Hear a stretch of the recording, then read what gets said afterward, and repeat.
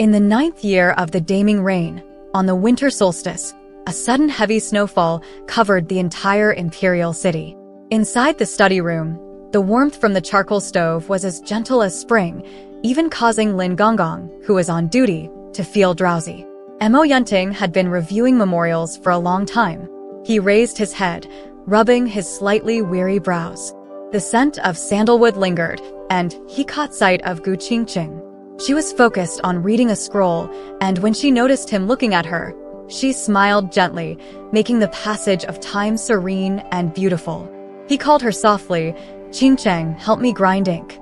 The study room was silent, but a cold draft blew open the window, causing the memorials on the long table to rustle in the wind. Thinking she hadn't heard him, he raised his voice, "Qingqing, help me." Lin Gongong, who had dozed off, was awakened by the emperor's voice. He reminded softly, "Your Majesty, Consort Qing has been gone for 5 years." Lin Gongong dutifully closed the window and tidied up the memorials scattered by the wind. As he reached out, he accidentally knocked over a painting. The scroll unfolded gracefully, revealing a woman with black hair and fair skin. Her brows were like distant mountains, and her bright eyes exuded tenderness. The delicate and beautiful lines on her face were clearly visible. Mo Yunting gently smoothed out the painting and stared at it for a long time before closing his eyes. Yes, Gu Qingqing had died long ago. There would never be another who could captivate his heart with just a smile. Almost everyone in the harem envied Gu Qingqing for her seemingly fortunate life. She was exceptionally beautiful, capable of captivating anyone with just a smile or a frown. Her beauty was truly unparalleled, living up to her name, which meant to overturn a country and city. Her father was the powerful prime minister, and she was born into privilege. At the age of 18, she was selected to enter the palace through the imperial selection, becoming the highly esteemed noble consort. However, her seemingly fortunate life was, in reality, quite the opposite. Gu Qingqing was cursed with muteness from birth. Mo Yunting first encountered Gu Qingqing by the waterside pavilion in the imperial garden. She wore a smoke blue flowing dress, standing under the best pear tree in the imperial garden, plucking a snow-white pear blossom. With the spring water reflecting the pear blossoms and a gentle breeze blowing, some petals fell onto her slender shoulders. The sunlight filtered through the branches, illuminating her delicate nose, making her appear like an ethereal being. "Why haven't you greeted His Majesty?" Lin Gongong reprimanded. Gu Qingqing was slightly startled. By the time the man in the bright yellow imperial robe approached her, he exuded the fragrance of dragon saliva. Mo Yunting picked up a white pear blossom that had fallen on her shoulder and delicately pinned it in her black hair. "What is your name?" "Name?" Gu Qingqing shook her head and then pointed to her throat, opening her mouth but producing no sound. So, she was mute. What a pity. The maid, Luer, hastily knelt down and bowed. "Your Majesty, my mistress is Gu, the daughter of Minister Gu. She has been mute since childhood. Please forgive her impudence." A smile that overturns a city, indeed somewhat beautiful. "It's a pity she's from the Gu family and mute." Mo Yunting observed her coldly. Minister Gu had cunningly sent his daughter into the palace by every means possible. It was clear what he had in mind.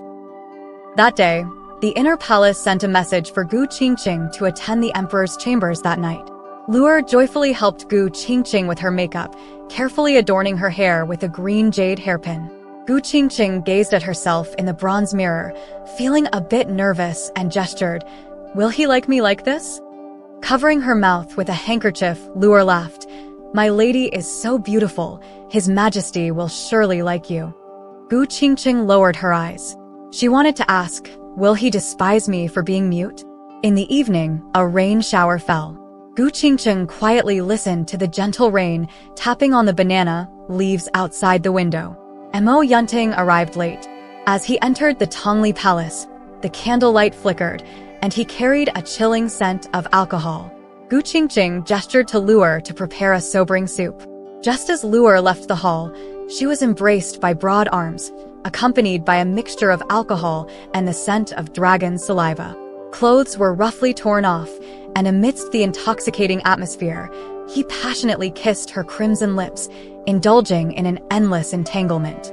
Clothes scattered, the room filled with romance. When daylight broke, Gu Qingqing woke up to find Mo Yunting already dressed under the care of palace maids. A eunuch entered the hall and inquired, "Shall we stay or leave?" "Serve the soup," Mo Yunting replied with a hint of weariness in his brows and a lazy tone. Gu Qingqing covered herself with the brocade quilt, revealing her flawless skin, and took the bowl of sobering soup from the eunuch, drinking it in one gulp. She was quiet and obedient, her long eyelashes trembling slightly. Mo Yunting's gaze fell on the empty bowl, feeling a strange and indescribable anger. But she was, after all, the daughter of the Gu family, and certain precautions were necessary. Mo Yunting had been schooled in imperial politics since childhood. When he was young, his father, the emperor, had told him that women could be favored but never loved. He asked, "What about my mother?" The emperor shook his head and sighed, "Every chess piece has its place." The next day, Gu Qingqing went to Fangwu Palace as usual to pay respects to the Empress Dowager. The Empress Dowager, Lan Xian'er, sat on the phoenix throne with her phoenix crown and pearls, her narrow phoenix eyes scanning her. The Empress Dowager was the daughter of General Lin, named Lan Xian'er, known for her martial prowess and rumored to have fought on the battlefield in the past. Gu Qingqing made her courtesy and then sat aside, lowering her eyes to listen to her and the other consorts converse. Occasionally, some bold consorts would jest about her inability to speak in her presence, but she remained calm, quietly listening, sometimes writing and drawing on the small notebook she carried with a charcoal pen. She couldn't speak, but her small regular script was beautiful, resembling dancing dragons and flying phoenixes. When the eunuch announced the emperor's arrival, all the consorts knelt on the ground. Mo Yunting immediately noticed her among the kneeling consorts. He walked over and took the small notebook she held in her hand. "Your handwriting is quite beautiful. From tomorrow, you'll serve in the imperial study." Gu Qingqing nodded nervously. Mo Yunting then accompanied Lan Xian'er for breakfast before attending to state affairs. Yesterday's rain had cleared, and today was sunny. As Gu Qingqing passed through the imperial garden, the ground was littered with fallen petals crushed into mud by the rain. She encountered Xianxia and gave him a slight smile, acknowledging him. Xianxia and she were childhood friends who had once been engaged. Since her entry into the palace, he had become the commander of the imperial guards and often patrolled the palace.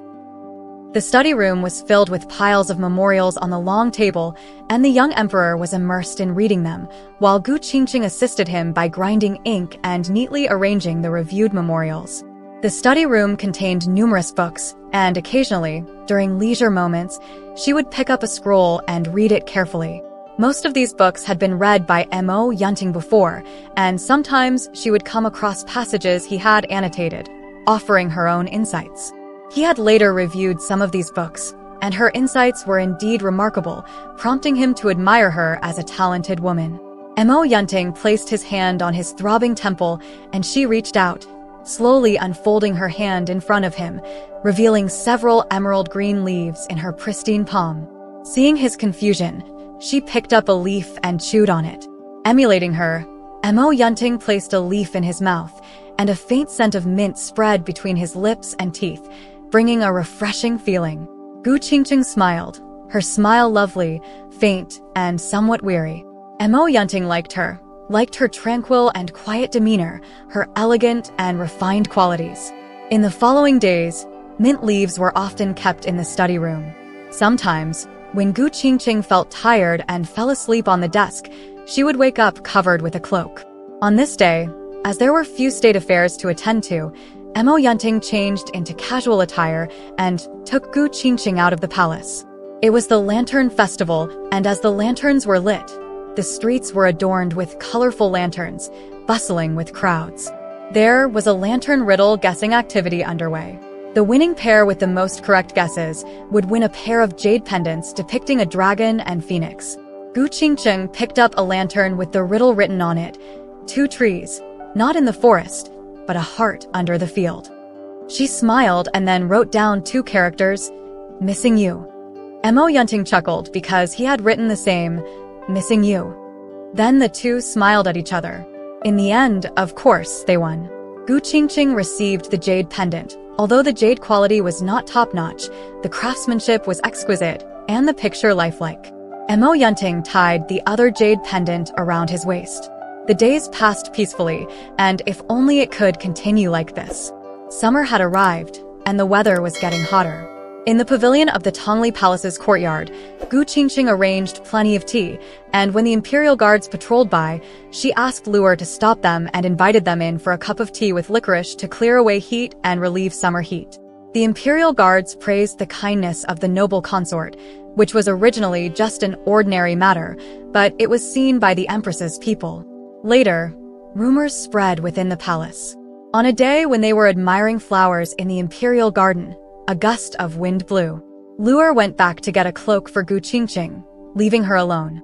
Gu Qingqing's skirt was caught by the fine branches of the flowers, causing her to fall. Her feet were swollen, but she waited in place for Luer to return. Coincidentally, Jiang Xiao came across her. He was a subject, and she was a consort. He wanted to escort her back, but found it inappropriate due to etiquette, so he could only stand in place and ask with concern, "Are you all right, Your Highness?" Gu Qingqing smiled lightly and gestured, "Thank you for your concern, I'm fine." Mo Yunting, in a fit of rage, strode over from behind the flowers and lifted her horizontally, not liking her smiling at others. As they left, he said to Jiang Xiao, "My woman doesn't need General Zhang's worry." Jiang Xiao stood in place for a long time after they left. Of course, there were no coincidences in this world. Lan Xian'er had arranged for the emperor to come here to admire the flowers, and they happened to witness this scene. Lan Xian'er delicately picked a flower branch, sniffing it lightly with a gentle smile on her face. Gu Qingqing was carried back to the Tongli Palace, and along the way, the palace servants saw the emperor's wrath and kneeled, but he remained silent. The servants knelt for a long time until the emperor left before daring to rise. Gu Qingqing was placed on the ground of the Tongli Palace, her bare feet still throbbing with pain, causing her to furrow her brows. "Do you know what you did wrong?" She shook her head, and then there was a long silence. She was originally mute. "Meeting privately with a man, you really don't regard me highly." Mo Yunting's face gradually darkened, and finally, he left in a huff. Meeting privately? Gu Qingqing didn't think she had done anything wrong. Was it wrong to go out to admire flowers? Wrong to twist her ankle? Suddenly, the weather changed outside, and a heavy rain poured down. Rainwater dripped from the roof tiles, and Lin Gonggong, who rushed over, held an umbrella for Mo Yunting. Gu Qingqing stood at the palace gate despite the pain in her feet, and they stood there, separated by the rain curtain, wordlessly facing each other. Sometimes love was like this, clearly just a small disagreement that could be resolved with a compromise, yet both people turned into mute individuals. Due to Gu Qingqing's negligence in serving the noble consort, Luer was punished with 3 months' salary deduction, and the commander of the imperial guards, Jiang Xiao, was demoted twice in a row. Since then, Mo Yunting rarely visited the Tongli Palace. By the time Gu Qingqing's barefoot injury had healed, it was already autumn. The empress gathered the consorts to listen to a theatrical performance, and after being suffocated in the palace for a long time, Gu Qingqing went out for some fresh air. On stage, the performance was Mu Guoying Takes Command, with the actress playing Mu Guoying exuding heroic spirit, her voice crisp and melodious like a warbler. In the distance, there was applause, and Mo Yunting walked over casually. "What a wonderful voice, like celestial music. Stay in the palace and sing for me to relieve boredom." I, Red Lotus, dare not refuse the emperor's invitation. The woman called Red Lotus expressed her gratitude with a singing tone. Mo Yunting thought her voice was beautiful, but if another person could speak, their voice would surely be celestial as well. Gu Qingqing gestured that she wasn't feeling well, and then left the viewing platform, unaware that Mo Yunting's gaze had been on her the whole time, and this scene also fell into Lan Xian'er's eyes. On the way back to the Tongli Palace, Luer couldn't bear it and said, "Your Highness, the Emperor still cares about you." Gu Qingqing smiled bitterly and gestured, "How can love last when it's based on mere physical attraction? The Emperor's love is not easily obtained." She was mute, and a mute heart was always more sensitive and fragile than others. Perhaps he cared about her being mute and unable to speak. No, perhaps he didn't care at all. There were many beauties in the harem, and she was just one of them, passing by like fleeting clouds. It was said that Red Lotus had been newly promoted to the position of concubine in just a few days, and Mo Yunting often visited her to listen to performances, enjoying great popularity for a while. Gu Qingqing no longer enjoyed favor, nor did she go to the study room to serve with pen and ink. She spent her days tending to flowers and grass in the Tongli Palace, leading a leisurely life. Unfortunately, fate would never let you off just because you didn't fight for it. In September of the third year of Daking, General Lin, who guarded the border, passed away, leaving Lan Xian'er grief-stricken. The emperor often visited the Fengwu Palace to comfort the empress. For a while, there was an uproar in the court. General Lin's young son couldn't shoulder such a heavy responsibility, and the Lin family's power plummeted. The mutual restraint and peace between the two forces of the Gu and Lin families were broken, and the Gu family's power grew stronger than before. There were rumors that the position of the empress might change, and Lan Xian'er ordered all palace servants who spread rumors to be executed. In the Fengwu Palace, a palace maid bowed and reported the emperor's whereabouts to Lan Xian'er. The palace maid said that the emperor often passed by the Tongli Palace, but never went in, just pausing outside for a moment before leaving. Lan Xian'er clenched the corner of her phoenix robe, her face devoid of any emotion. That night, while Luer was lighting the lamps in the Tongli Palace, a eunuch's report came from outside, saying that the empress summoned the noble consort to the Fengwu Palace. Gu Qingqing thought for a moment and didn't call Luer, so she went alone. That day, Luer waited for a long time until it was almost dawn when Gu Qingqing returned in a daze. Gu Qingqing gestured, indicating that she was a little tired and not to worry. Then she asked Luer to prepare some hot water for bathing. Luer didn't ask any further questions and went to prepare the hot water with red eyes. Later, 3 peaceful months passed, and it was already winter, with a heavy snowfall in the imperial city. Gu Qingqing felt unwell and was diagnosed by the imperial physician with 3 months of pregnancy. Upon hearing the news, Mo Yunting's first reaction wasn't joy but rather forcefully shaking her shoulders, questioning her. "When did I touch you in the past 3 months? Whose child is this?" Gu Qingqing protected her abdomen with her hands, her watery eyes almost shedding tears as she looked at him, unable to speak but only emitting a low sob. Lan Xian'er arrived amidst the snowstorm, with several palace maids escorting Luer. "Your Majesty, the minister just saw Qingqing's personal maid acting suspiciously, intercepted a letter in secret conversation with someone, and asked your Majesty to make a decision." Mo Yunting unfolded the letter paper with skepticism, and his expression gradually darkened. The letter stated that under the instigation of her father, Minister Gu Qingqing was urged to quickly gain favor and then give birth to a dragon son, which could secure the child's succession. If there was no royal favor, she could have an affair with a guard. As long as she had a child, Minister Gu would take care of the rest. Good, good, good. Mo Yunting laughed angrily. "Gu Qingqing, you haven't disappointed me at all." Gu Qingqing shook her head desperately, tears streaming down her face. She seemed to remember something, bit her finger until it bled, and wrote something on the marble floor of the Tongli Palace. But Mo Yunting didn't wait for her to finish writing. He calmly issued several cold orders, sending the entire Gu family to the dungeon to await punishment. The empress was tasked with having Gu Qingqing's child killed and sending her to the cold palace. Gu Qingqing was first shocked, then she grabbed the hem of Mo Yunting's dragon robe and looked at him, her eyes full of sorrow, seemingly begging desperately. Mo Yunting squatted down and looked down at her, then cruelly separated her fingers, stained with blood, one by one. Even the bright yellow dragon robe had traces of blood. Having an affair with someone, plotting to usurp the throne, each of these is a capital crime punishable by the extermination of 9 generations. Leaving you alive is already the greatest mercy.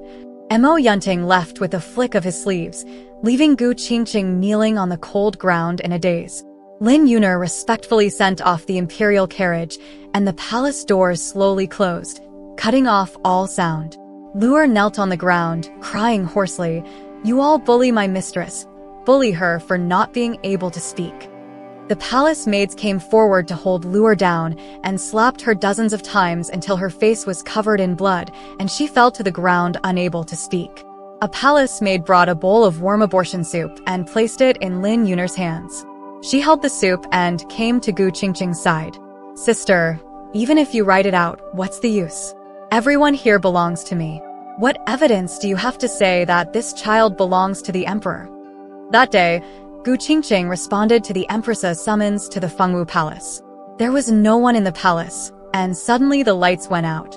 She was gently pushed from behind and fell onto the phoenix couch. In the moonlight, she saw that the person on the couch was Mo Yunting, who was slightly drunk. She could only struggle silently, but to no avail, only fortunate to receive one night of favor. Lan Xian'er stood outside the hall and ordered the imperial censor to strike Gu Qingqing's name off the records. After hesitating for a moment, the censor replied in a trembling voice, "Yes, Your Majesty the Empress." How many people could push another woman onto the beloved man's couch without changing their expression? Gu Qingqing didn't understand why Lan Xian'er did this until today. Lan Xian'er forced open her mouth and poured the soup bit by bit into it. The medicine was bitter and made her heart ache. A warm and hot blood oozed from Gu Qingqing's body, and she curled up on the ground, covering her abdomen with her hands. The life in her belly was slowly slipping away. Yes, what's the use of writing it out? She had no evidence, and no one believed her. Gu Qingqing wiped away the blood words on the ground with her sleeve, staining her entire sleeve with bright red blood. In the dungeon, Mo Yunting wielded a long whip fiercely on Xianxia, whose body was already a bloody mess, tortured beyond recognition.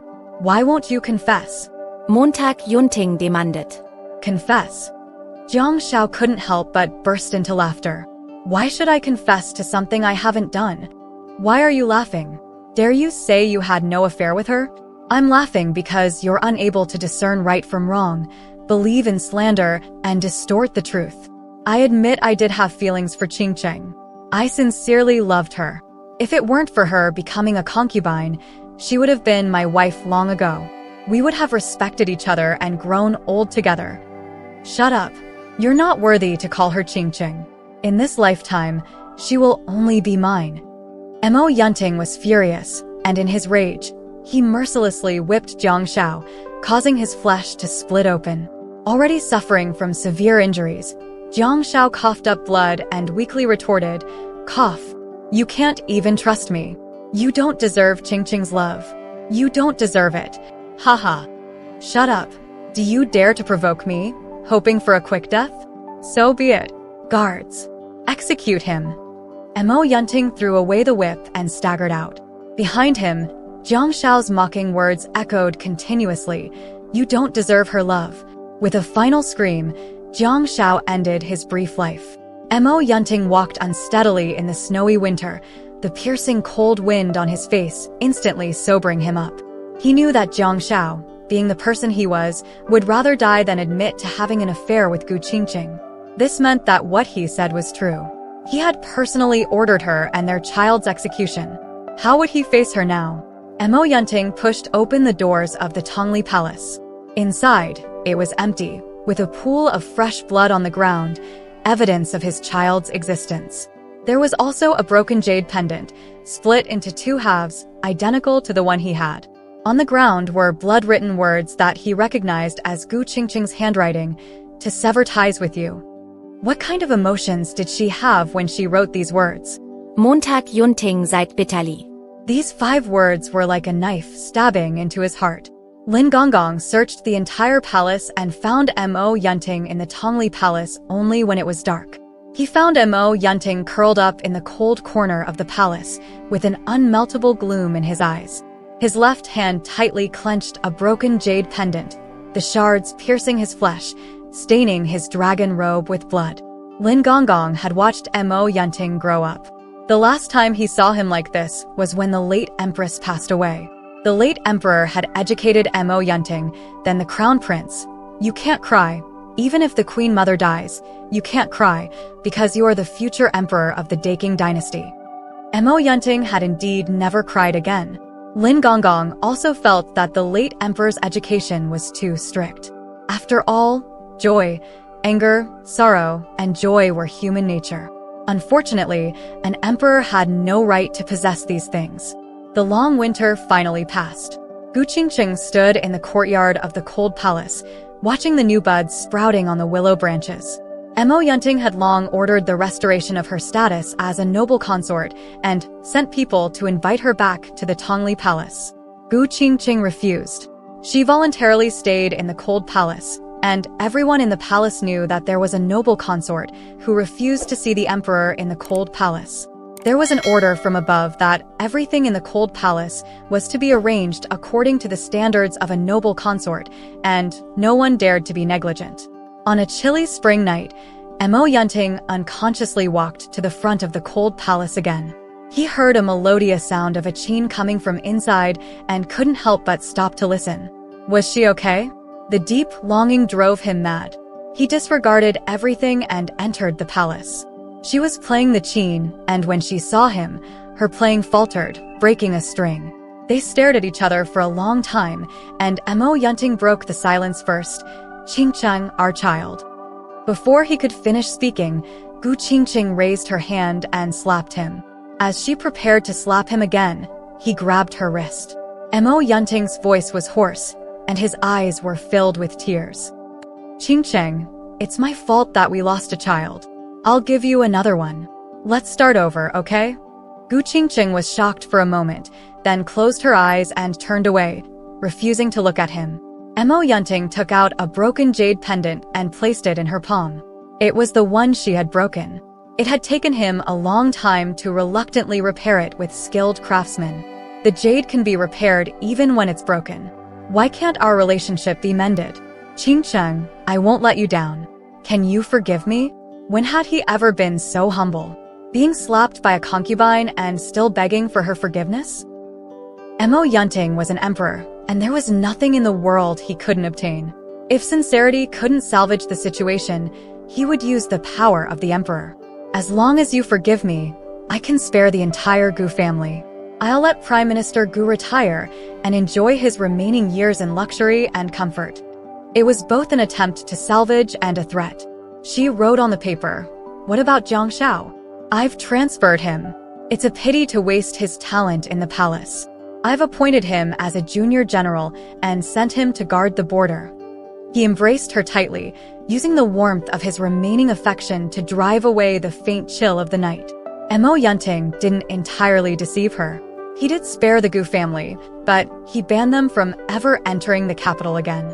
He did appoint Jiang Shao as a junior general, but it was a posthumous honor. Mo Yunting began spending more time in the cold palace, and Gu Qingqing no longer avoided him as before. Occasionally, she would even smile, though there was still some distance in her smile. He didn't mind. Time heals all wounds, and those scars would one day be forgotten. He was willing to wait. Days seemed to return to the past, where they would discuss poetry and paintings, steep tea by the spring water. As long as no one mentioned the past, everything would eventually pass. Sometimes Mo Yunting would handle state affairs until late at night, and she would stand at the door with a palace lamp to light his way back. He heard from the imperial physician that Gu Qingqing was pregnant and hurriedly rushed over, only to meet her waiting at the door. He asked, "Do we have a child?" She nodded. Mo Yunting joyfully embraced her, their foreheads touching, noses touching, his eyes shining with childlike clarity. In this moment, he genuinely felt happiness. He attached great importance to this child, decreeing that if it were a boy, he would be the crown prince. Such favor would make any woman in the harem envious. In her spare time, Gu Qingqing would consult the palace's old maidservants and learn to embroider clothes and hats for the child. She always worried that she wasn't doing enough. In just a few months, she had finished embroidering clothes for a 5-year-old. Lu Er tried to persuade her not to overexert herself. How could the palace lack clothes for the little prince? With the emperor's love for her, this child was bound to grow up safely and healthily. Gu Qingqing's belly grew bigger day by day. Sometimes her appetite wasn't good, and she would vomit whatever she ate. Mo Yunting would accompany her during meals, holding a bowl of porridge in one hand and official documents in the other, handling state affairs while coaxing her to eat porridge. She covered her mouth, wanting to laugh. He didn't seem like an emperor. He seemed more like a child. He looked at her with a smile, reaching out to pinch her nose. Both of them laughed, and the old Xianxia seemed to have returned. On the summer solstice, the weather was gloomy, as if it were going to rain. The palace felt stifling, so she wanted to go outside for a walk. Coincidentally, she ran into Lan Xian'er, though it wasn't exactly a coincidence, as Lan Xian'er had been waiting for her. Gu Qingqing intended to take a detour, but she was stopped by palace maids. Lan Xian'er stared into her eyes and said, "The emperor lied to you. Jiang Shao is dead. Do you know how he died? He was crushed, bones shattered, and turned to ashes." As she spoke each word slowly and deliberately, Gu Qingqing took a step back, feeling a chilling coldness enveloping her. Lan Xian'er continued, "On the first day I became empress, when the emperor bestowed the phoenix seal upon me, he told me that the position of empress is just a pawn, and as an emperor, he is heartless and loveless. He gave me the title of empress to balance the various forces." Lan Xian'er looked at her with a deep gaze, a cold smile playing at her lips. "There are all kinds of beauties in the harem, but I don't envy any of them because I know they, like me, are all pawns. But you, Gu Qingqing, you're the only one.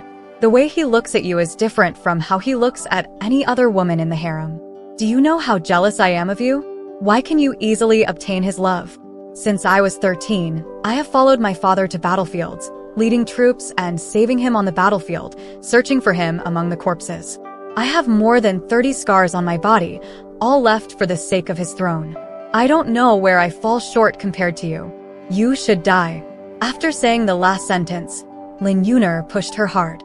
Gu Qingqing fell to the ground, blood flowing out from under her, clutching her abdomen in pain. Why did the heavens always seem unwilling to spare her? Lu'er supported her, exclaiming that the empress was bleeding. "Quickly, summon the imperial physician." The palace maids hurriedly carried her back inside. Buckets of blood were continuously brought out from the delivery room, a terrifying sight. Mo Yunting gritted his teeth and said to Lan Xian'er, "If anything happens to her, I'll hold you accountable."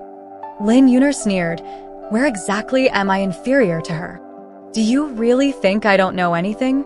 Not content with causing harm to my first child, you now want to harm the second one. I didn't hold it against you because of my gratitude to General Lin for your first transgression, but I didn't expect you to be even more ruthless this time. Lan Xian'er, as a vicious woman like you, what qualifications do you have to compare with Qingqing?" Lan Xian'er knelt on the ground, her face ashen. "I understand." In the end, Gu Qingqing couldn't survive. She struggled to give birth to the little prince, and she had already chosen a name for him, Moyan, M-O-Yen. Gu Qingqing closed her eyes, looking somewhat exhausted. Her face was pale, devoid of any color, lying there quietly as if asleep. Mo Yunting tidied her hair and gently caressed her face with his fingertips, softly calling out, "Qingqing." This name would never be answered in the world again. Lan Xian'er also Pereshet. She changed into a bright phoenix robe, knocked over the swaying candles, casting a red glow in the inner hall. The fire rose to the sky, dyeing half of the sky red. After a long brewing, the torrential rain finally fell. By the time the fire was extinguished, the Phoenix Palace had been burnt clean, and the past was swept away by the wind. In the 4th year of Daking, Empress Lin died in a sea of fire, and noble consort Qing died in childbirth. Mo Yundi seemed to age 10 years overnight. After establishing Crown Prince Moyan, he immediately dispersed the harem. Later in his life, Mo Yundi did not take any concubines or establish any heirs. He governed diligently, loved his people, and was praised by the common folk for his hidden brilliance. "Father! Father!" A 5-year-old child ran happily into the study. Mo Yunting set aside the painting in his hand, picked up the child, and let him sit on his lap indulgently. "Xian'er, what brings you here?" Mo Yen was already 5 years old, with a lively and lovely appearance, as well as occasional cleverness. Everyone in the palace loved this little prince. Mo Yen sat on his father's lap, swinging his legs nonstop. "Father, I just learned a poem today and came to recite it to you." "Good, then recite it for father to hear." "In the north, there is a beauty, unmatched and independent. One smile captivates the country, another captivates the city. Why not know the beauty of the country and the city? Such a beauty is hard to come by. Father, why are your eyes red? Did I recite it poorly? Mo Yan asked in his childish voice. Mo Yunting affectionately rubbed his hair. Yenna recited it very well. That day, Mo Yunting talked to him for a long time, patiently teaching him the ways of an emperor. Suddenly, he said again, Yenna, you are the crown prince and will become the emperor in the future. There will be 3 palaces, 6 courtyards, and 72 concubines. If one day you meet someone whose smile makes you happier than your own, and whose tears make you sadder than your own pain, then treat her well. Even if you disperse the harem, never hurt her heart. An emperor is not without love and compassion. Mo Yan nodded as if he understood. Father, do you love my mother? Aunt LV once told me the story of my mother. She said my mother was the kindest and gentlest woman in the world. Mo Yunting slowly closed his eyes and said softly, yes. It's unclear if he said it for Mo Yan's benefit, for his own, or for the person who could no longer hear. In the 30th year of Daking, Mo Yundi's melancholy turned into a prolonged illness, and he passed away. Crown Prince Moyan ascended to the throne as emperor, posthumously honoring his mother as Empress Qingqing. The emperor and empress were buried together in the eastern suburbs' imperial tomb, where the stone gates closed forever.